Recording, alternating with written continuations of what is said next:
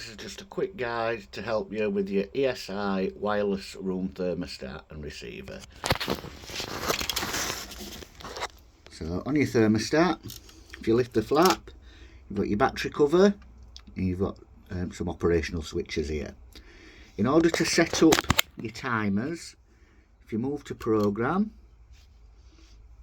you can see we've got 5 and 2 displayed, 24 hour or 7 day. Difference has been the 5 and 2 is so that you can have weekdays and weekends at different timings.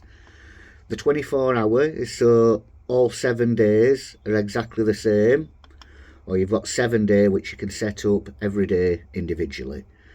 For this I'm just going to go on to 24 hour just to make it easy to show you. Once you've selected which one you want, press your fast forward button.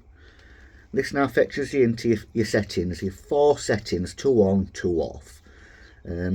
So say you want your heating to come on at 6:30 in the morning, just use the plus and minus button to scroll through that.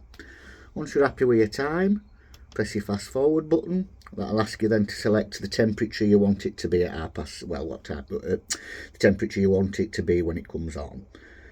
So let's just say 21. Once you're happy with that again, press fast forward.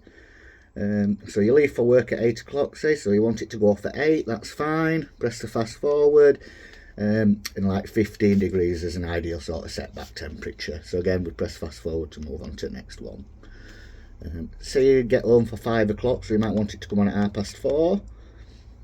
Using your plus and minus to change that, and you fast forward to accept. Again, it's 21 degrees, so I'll accept that. And then you might want it to go off at 10 o'clock at night. And again, 15 degrees is an ideal setback. So you just press fast forward to accept your time, fast forward to accept your program. And then we're back to the beginning. To run that then, you just move this slider switch to automatic all the way to end, and that'll now run your programs. What's with this stat, that's your target room temp. That's your room temperature currently, the 9 degrees. The 15 degrees in bottom right corner there, that's your target room temperature. So if your target room temperature is above your actual room temperature, as you can see now, it's fired up, you've got little flame displayed, and then on the receiver the red lights come on MA showing that it's on. If you want to alter it, you find you're a bit warm or whatever, and you turn it below your room temperature, the red light will go out and your boiler will kick off. And same vice versa. If you're a bit cold and you want to turn it up, use your plus button, and as soon as it's above, like before, it registers and your boiler will fire in. With the time date, you don't need to worry about that. That will automatically change itself. October and is it March time for daylight saving, so you don't need to worry about changing time of date or anything. Manual, if you slide that onto manual, that'll just work off you using the plus and minus like an old traditional thermostat that was a dial that you turn up and down just to turn your boiler on and off. That'll not work on the timers, that'll just stay at the temperature you've set until you revert it back to something else.